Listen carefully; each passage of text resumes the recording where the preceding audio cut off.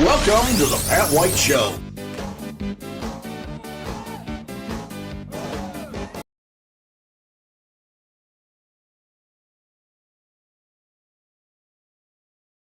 Well, today was the day the media and the rest of the world found out why Pete Hegseth, the Secretary of Defense, decided to call every single general and admiral into a meeting at Quantico for a big stand-up, as we call it in the military, because that's exactly what it was.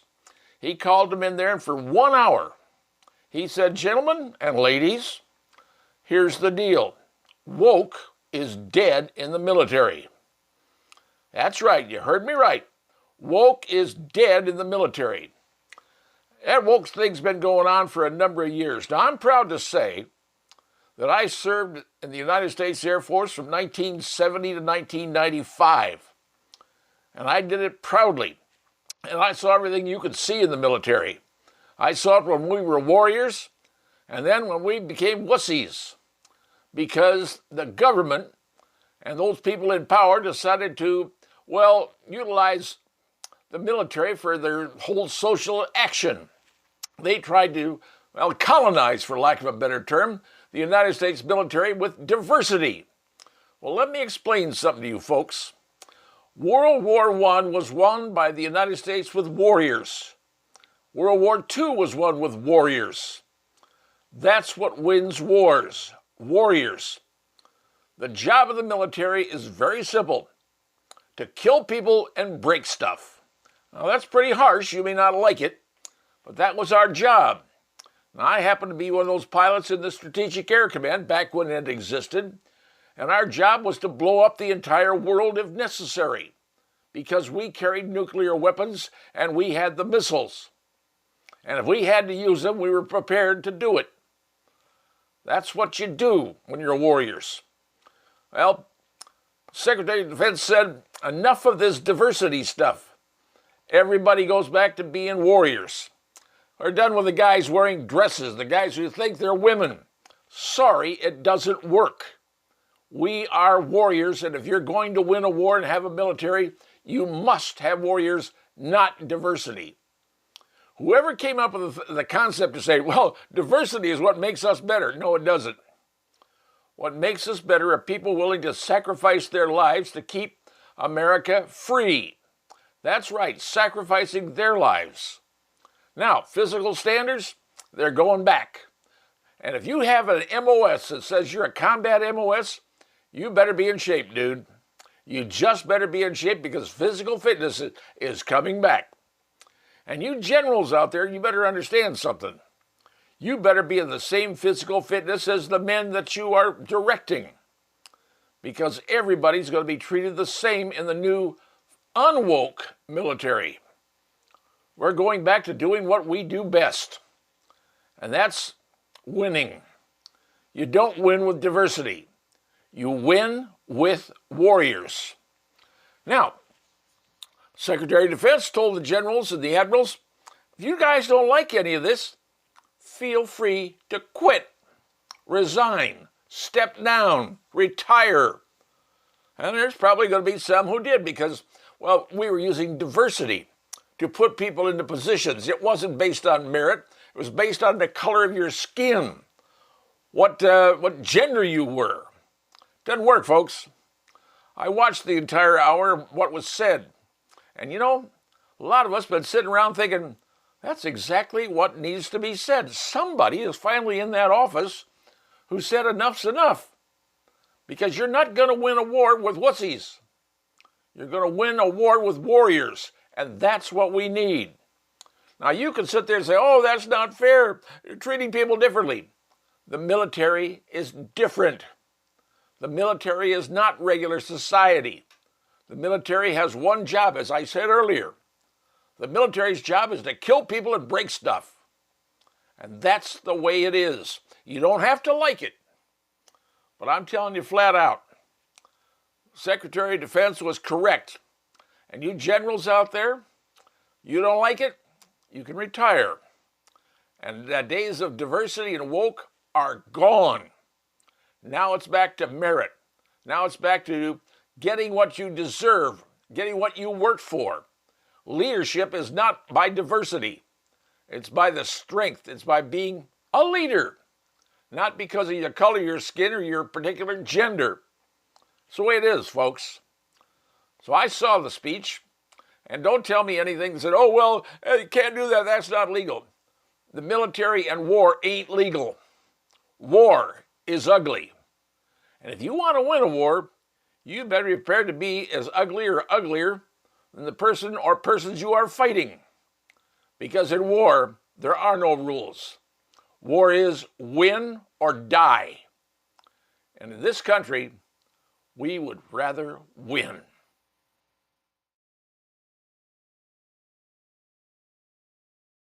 Well, the 1st of October could bring a very interesting time in the life of Washington, D.C. Namely, we could see another government shutdown. Now, America's been through these before, but well, this one may be a little bit different because who's at fault? They always say, well, the Republicans are at fault. They won't do this and won't do that. Well, this time, it's probably a little bit more on the Democrats' side because the Democrats want something that, well, frankly, most Americans don't. And here's the deal.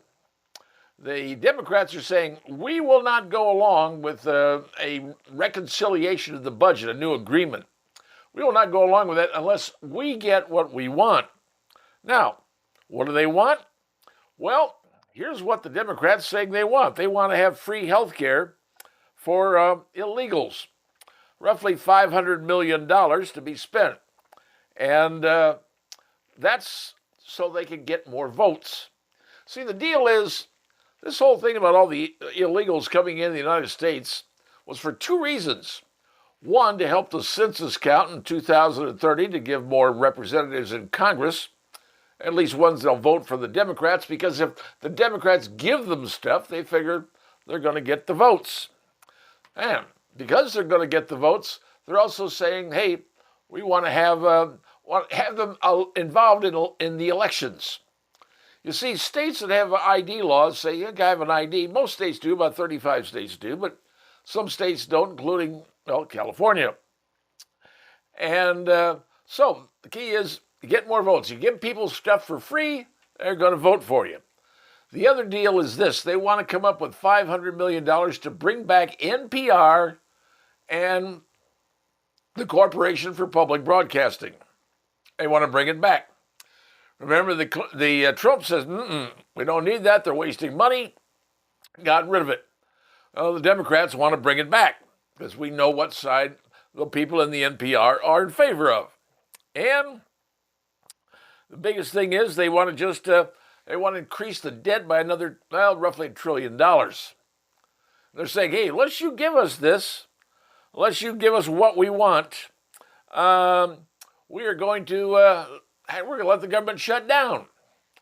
Now, what's going to happen if the government does shut down, just so you know? Well, people getting Social Security, Medicaid, Medicare, they're still going to get it. It's still going to be there. Yeah, you could see some public parks close. That could happen. But you can see possibly the military might miss their paychecks. Some federal contractors could lose money. And frankly, yes, some people could be laid off who are called non-essential, unless their money is paid by somebody else. And in government, that's kind of the way it works. One department may pay for something else. But if there's a government shutdown, the world's going to keep going on, folks. But now the president is saying to the OMB, hey, we want to find out how many people in this government we don't need. Because the government is overloaded and overbloated with all kinds of people they don't really need. And it can operate a lot more efficiency with a lot fewer people. But the unions representing all those employees are saying, how dare you you're taking away lives, you're putting people on the unemployment lines, you're going to massively increase unemployment in America. That's their pitch. Now, all those people that do get laid off temporarily during a government shutdown, you know they will get all the back pay back, so they get a free vacation. So for all the time they're off, they'll get eventually paid back when the government goes back into duty. That's the deal. Same for the military, same for everybody. So even though it stops, the money stops. Once the money comes back again, all those people get paid the money. So I get free vacations. So are the Republicans going to withstand the Democrats and say, nope, we're going to let it shut down? Or will they, no, they cave to Democratic demands and give in to health care for illegals on the health care situation, putting another $500 million to bring back NPR and the Corporation for Public Broadcasting, and raising the debt limit another, $1 trillion. Will they do it? Well, it's going to be interesting to see what happens. There was a meeting scheduled between the president and Chucky Schumer and Mr. Booker, but he canceled the meeting, and now they're all upset. They want the meeting. They want to discuss this. They want it done in public so they can get some nice videos, some nice clicks for their campaign ads. But the president going to stay resolute and say, you want to shut it down? Let's see how it goes. This time the Democrats, you're going to be blamed. So you're going to have to pick a side on this one, folks. Who do you blame? More money, bring back NPR, free health care for illegals. That's what's on here. That's what's going on, and now you understand. So if it does happen, hey, you'll get your Social Security, you'll get your Medicaid, you'll get your Medicare, you'll get all that. Some of the parks could close, but essential workers will still be there in government. Government will still function. The media is going to make it look like it doesn't, but it will. And all those people laid off are going to get all back paid a free vacation for doing nothing. That's how things work in this swamp we call Washington, D.C. And now you know.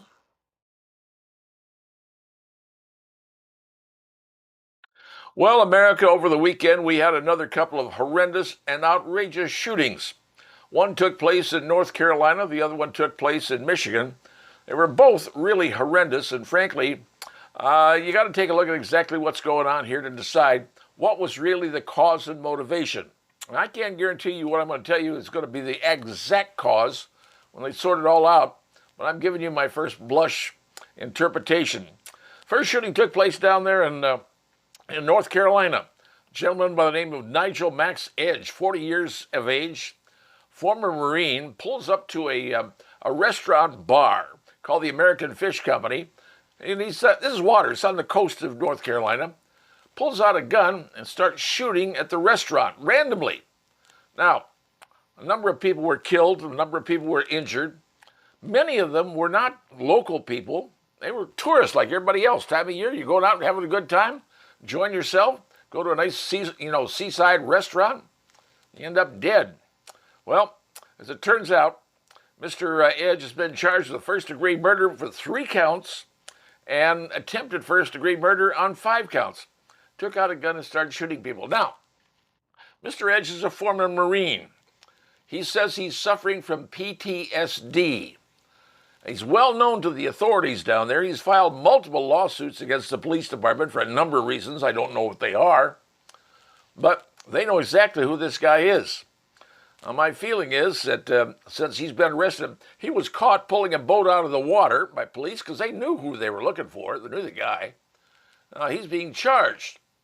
And my guess is by the time if he gets to trial, then decides he's going to plead not guilty, they're probably going to go for an insanity plea, saying the guy's got a mental health issue because of his PTSD and the socio-psychotic episodes apparently he has.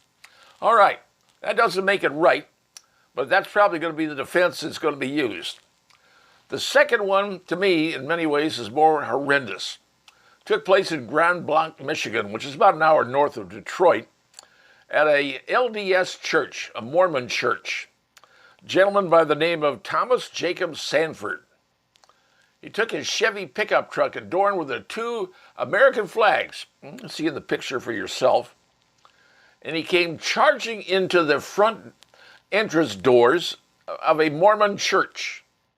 They were having the church ceremony going on.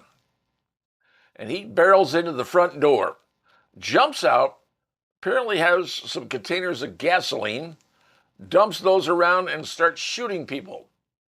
And it was very indiscriminate because people were running away. He was shooting him in the back.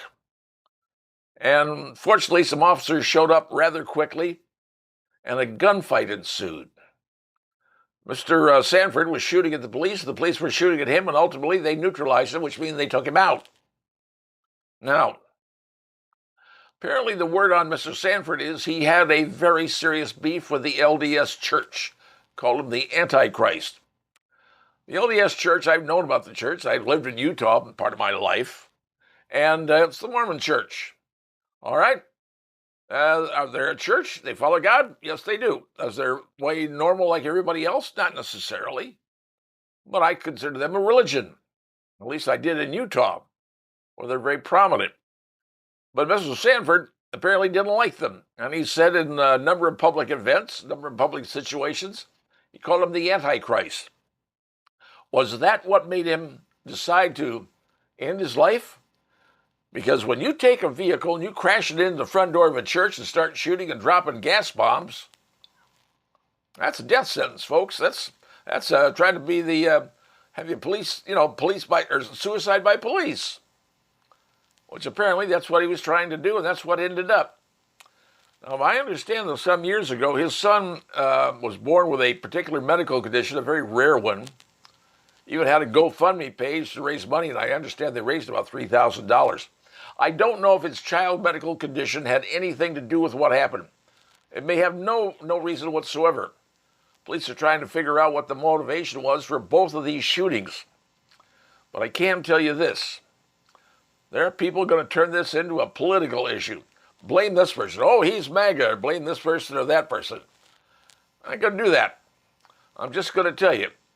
If someone happens to hate somebody's religion because that's what he thinks, or maybe they feels the church done him wrong in some way, I don't know if it's possible, want to do a kamikaze attack and kill yourself? Man, ain't a good plan, but that's what he did. The shooting down in North Carolina, that one bothers me. Now they're saying, well, they were both Marines. Well, the gentleman down in North Carolina, yes, he had apparently had battle injuries, PTSD apparently. I'm just saying apparently because I haven't checked his record. The fellow in Grand Blanc, Michigan was a Marine, but he was a mechanic. I don't know many mechanics to see wartime issues. They're in the fight, as they say. Mechanic, they fix the vehicles. That's what they do. Yes, he was over in the sandbox, but he was working on vehicles apparently. So that's what's going to be happening. Do we know everything else going on? No, we don't. We learning every day? Yes, we are. The biggest problem is it's a tragedy. People died, and one man is still alive. He's being charged. But my guess is he'll probably plead insanity, or his attorneys will get that done in court because he's suffering from PTSD, and the police department knew exactly who he was. Why he did it, I don't know. And why the killing took place in Grand Blanc, Michigan, still totally a mystery. But either one, let's not politicize them, folks. Let's just call it for what they are. Horrendous incidents by people that had a real big problem. I don't know what other problems were, but I don't think it's politics. Just keep that in mind. Well, let me tell you a story about something that happened inside of a Kroger store in Middleton, Ohio. A woman goes into the Starbucks inside the Kroger, and she decides to get a tea, a Charlie Kirk's memory tea, if you will. She orders up his favorite drink, a Mint Majesty with 2 honeys. And she's handed a cup by the barrister, if you will. And the cup reads, Racist Fave Drink. Right there on the cup. Well, now, Charlie Kirk was a guy who dedicated his entire life to freedom, his country, and yet he's mocked beyond the grave by a bitter employer with a marker and an agenda. So, what the lady do? She went right to management. Management was stunned. That worker at Kroger's and the Starbucks inside the Kroger's was fired. And it was intentional what their worker did. Now, even the corporate in Starbucks decided to scramble a little bit because this doesn't look good for them. But here's the problem we have, ladies and gentlemen. We've got a culture steeped in contempt for one particular tribe. That's the conservative tribe. And even when ordering a cup of tea, it becomes an opportunity, well, frankly, an opportunity for hatred. Now, Charlie Kirk lived his life with courage and conviction. He told people, hey, prove me wrong. Talk to people. That's what he did. That was his job. He just talked to people. He inspired millions of Americans who loved this country and loved God. And now, well, guess what? Even after he's died, people say, I hate that person, and does that kind of stuff on a cup. Well, let me tell you a little bit about Starbucks, folks. Starbucks is about to close and is closing a number of their coffee shops around the United States. It's in hundreds. Why? Well, some folks are getting tired of spending, $7, $8, $10 for a cup of coffee. Other folks are saying we don't like the atmosphere anymore. And I can tell you this one lady in Middleton, Ohio plans to never step foot in that Starbucks again. And I'm sure she's going to tell everybody she knows the same thing. The problem we have is this. We are now living in a world of mocking, slander, and insults. Because the only terms they seem to know are the terms of racist, Nazi, Hitler. It's all we hear all the time. It's not about coffee anymore, is it?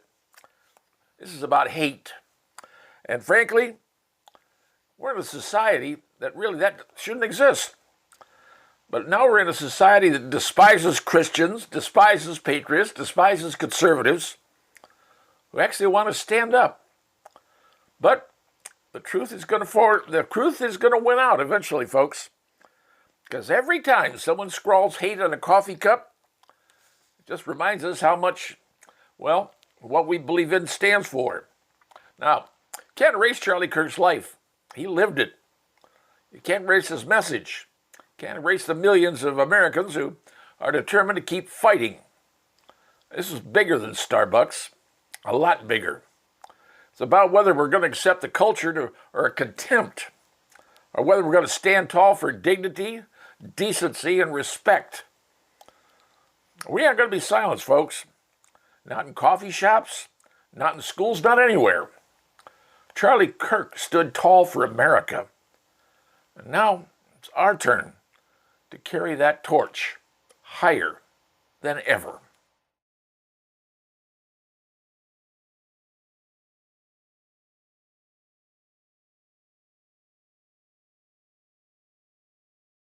Well, if you'll allow me to get on my philosophical stool for just a bit, I want to talk to you about something that I've been thinking about. And it's something, you probably don't think about, but, occasionally I do, and I'm going to give you my thoughts on it. The question is this: when does life begin? Well, everybody's been to health class and whatever class you had to take in school, when they say, when the sperm hits the egg, it penetrates the egg and then life begins. I'm not going to argue about that. I think that's probably perfectly correct. That's the way the system works. That's the birds and the bees, and that's fine. But I want to talk about something else that, we think about sometimes, we may talk about, but no one's ever really sure about. And I believe that's something called a soul. And I believe that everybody has a soul. And it can be good, it can be bad. You've heard people say he's such a good soul, he's a bad soul, he's got a good heart or a bad heart. But everybody seems to have a soul. There's something inside you that part of you. It's what makes you you. And if you've ever been in a situation where someone was passing away, was dying, and when they died, you felt like something left the room. I felt it myself. It's happened to me. I feel like something left the room. And then you hear about things happening to people who are young geniuses. 2 or 3 years old, they play the piano like Chopin. I mean, you're going, how did that happen? How did that person become that person? And suddenly, that age, they suddenly know something. And you hear about people saying, so someone's acting like something else or something happened, and a person says, I recall doing this, that, and the other, and they go, wait a minute, that came from somebody else. So is there really a mystery about having a soul? And that's what I'm going to talk to you about, because scientists have found something that happens. And probably some of you are not going to believe it, but here's the deal. They say, and here's the story, take a look at this. They say that when a sperm penetrates the wall of an egg, a spark happens. And they see it under microscopes, under light, It's not like a giant spark that you see, like Halloween or 4th of July or whatever it is. But they see it under a microscope, and they see it under certain lights. There's a bang, a spark. And they say, well, it's a chemical reaction. It's a zinc. And it's a zinc reaction. It's kind of like a little flash bulb that goes off. All right, fine. That's what they want to say. That's fine. But I'm thinking, is it the spark? Is it the spark of life? Now think about that. Because that's when life begins. When that little sperm thing, goes into that egg, bang, life begins. But is that also that spark? Is that also the moment that cell gets its soul? Don't know. I'm not here to be a pastor, a priest, or anything else. I'm just telling you what I think, what I feel. And I believe that spark that happens that the scientists have discovered when that sperm enters that egg, as the scientists say, it's a chemical reaction. It's zinc. Okay, fine.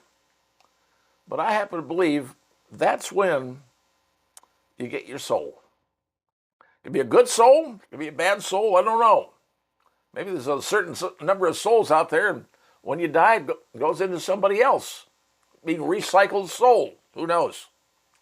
I don't understand that. It's not my job to understand it. But everybody turns out in a certain way. They're good, they're bad, they're whatever. And they always say, well, he had a good soul or a bad soul.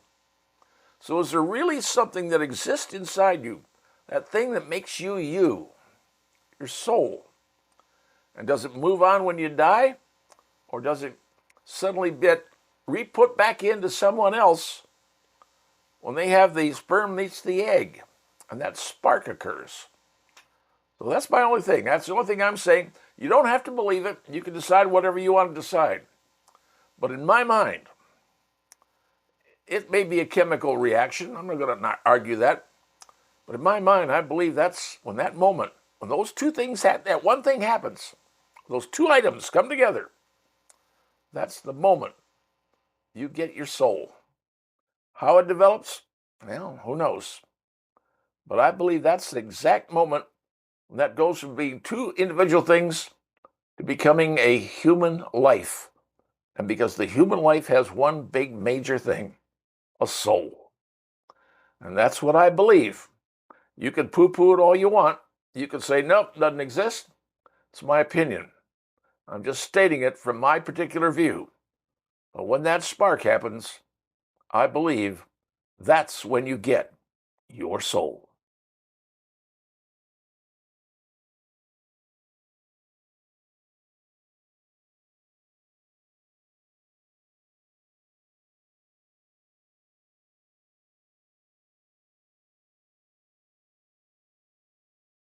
Back in the summer of 2025, it was July, there was a big story that permeated, well, the internet, social media, network television, you name it, and it was seen there. What it was a concert from a group called Coldplay. And it seems that one of the things they do at the concert is Chris Martin, the head of Coldplay, they have a kiss cam. And they focus it on people and put it on the big screen so people can see what people were at the concert. Well, in this case, the kiss cam, focused on a couple standing there. There was a gentleman, his arms wrapped around a lovely young lady in front of him, and her arms were, attached to his. Well, when the kiss cam spotted them, suddenly they went aghast. They suddenly, tried to disappear right there on the screen. He jumped off to the side. She bent down. And Mr. Martin from the Coldplay said, either they're really shy or they're having an affair. Well, obviously, you can imagine that story broke big time. And I mean, it broke all over the place. You can see it on the national news. You saw it on social media. It turns out the gentleman was by the name of Andy Byron. He's 51 years old. He's the CEO of a company called Astronomer, a data company. And the young lady, her name was Kristen Cabot. She's 53, 2 years older than Mr. Byron. She was his HR director, human relations, the people person. Well, she was doing a little peopling at the concert. Well, as a result, you can pretty well guess marriages crumbled. Supposedly, according to what's being said, Mr. Byron, he had separated from his wife, and Miss Kristen Cabot had separated from her husband. So technically, they were both sort of separated at the time and were getting in divorces or whatever. Well, unfortunately, this resulted in a story that Miss Kristen had a little problem with. She was named a homewrecker. And you know, homewreckers get pointed out. They get smitten upon by the public. And not smitten is probably the bad word. Scorched might be a better word. And everywhere she went, people pointed fingers at her and laughed. And, oh, there she is, the homewrecker. And sources say, well, you know, she was getting divorced. She was going to be separated. She was separated and there was no affair. There was no affair. Okay, well, the problem is there's no real way to prove that or disprove that. Unless the people involved say, no, there was nothing there. But when you see a man hugging a woman like that, and she is obviously enjoying what's going on, there's probably something going on there you probably don't know about. But the point being is they're saying there's no affair, and the worst case is Miss Kristen Cabot lost her job. Oh, and she is now claiming to be the victim. She's saying, well, it's not my fault. I'm being chastised by society. I'm being put in a terrible position. I'm being called a homewrecker. Okay. Well, maybe you didn't wreck the home, but why did Mr. Byron and his wife decide to get separated, ultimately divorced? And why did you and your husband get separated and ultimately divorced yourself? Was there something going on the other spouses found out about? I don't know. Not here casting any aspersions. But for her to say that she is the victim in this case, Takes two to tango, ma'am. Takes two to tango. And what was seen at that concert, unbeknownst to you, was some tangoing going on. Now, apparently they were there with friends, or according to that's what they said. So the friends knew something was going on. But as a result, Mr. CEO, Mr. Byron, lost his job, and the HR director, well, she lost her job. Will either of them be able to get jobs back in their industry again? I don't know. But I can tell you this. You do the crime, you do the time. And that's how those things usually end up. Kind of comes back to bite you. And you might take this down the road to the future. Don't go to concerts or NBA basketball games where they have kiss cams. You just might be discovered.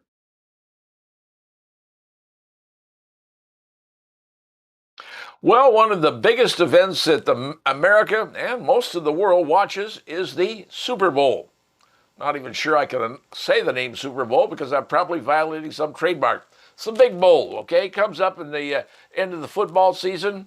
So everybody watch all the commercials, everything comes out. All right, well, normally the big thing is the halftime. Because the halftime usually takes up, well, more than the regular 20 minutes that they normally have for a halftime, and it's glorious. They've had some of the biggest stars, biggest artists, biggest of everything. There was much talk about this year's Super Bowl, maybe just having a very special guest who happens to be involved with a Super Bowl player, none other than Kansas City, Tyler Kelce, all right? So who's he involved with right now? Well, Taylor Swift. And they're thinking, wow, wouldn't it be cool if the Kansas City got in and Taylor Swift was the halftime show?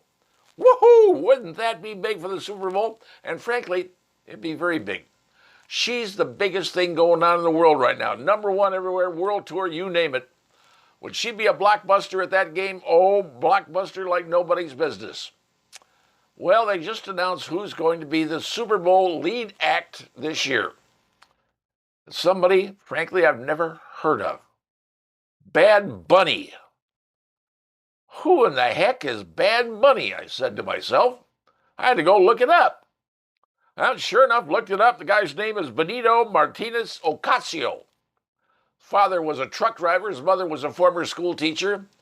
And he is a a Puerto Rican rapper, or else I call him a ragator, reggae music for Puerto Ricans. But here's one of the things. I think y'all know this. He said, I'm not going to perform in the United States because of the Trump anti-immigrant policy.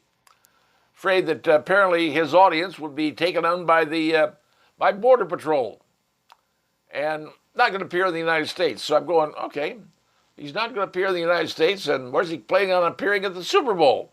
Don't know, but maybe he's going to make an exception. Well, as it turns out, which I didn't know, people who appear in the Super Bowl don't get paid. Yeah, they get the exposure. And the NFL can run their videos, run everything they want. They get exposure, but not being paid. Well, it turns out that Taylor Swift was discussed. Yep, the NFL did talk to Taylor Swift about having her for the halftime show because it would be a blockbuster. But she said, okay, I'll do it, but I own the rights to the halftime. I own the video. And I want some slots in that video to be able to promote some of the projects I'm working on. So, I want to own the video, own the transmission of the video, and even the re-airs of the video. You know what the NFL said? No, we don't do that. We own the rights to it. You don't own anything. To which Taylor Swift said, I ain't doing it then. So what do you get? Bad money. I don't know how many people are going to be watching it when the Super Bowl comes around. I know that I have no interest in someone, Puerto Rican reggae singer. Sorry, I don't. I'm old. If you'd had George Strait or somebody like that, heck, I'd have watched. I'm not that big of a country fan, but at least that I'd watch. So, there you go, folks. If you're looking to say who's going to be your big Super Bowl act for halftime, Bad Bunny. Sorry, not into rap. I'm not into whatever it is they're doing. Maybe I'm old school. But you want an audience, the Super Bowl, well, works for everybody. And if you want to exclude some of us, your call. But it's the price you're going to pay in the end. Just saying, no Taylor Swift? All right. She wanted too much for the NFL. Apparently, Brad Bunny was willing to work for free. And now you know how it works. And now you know.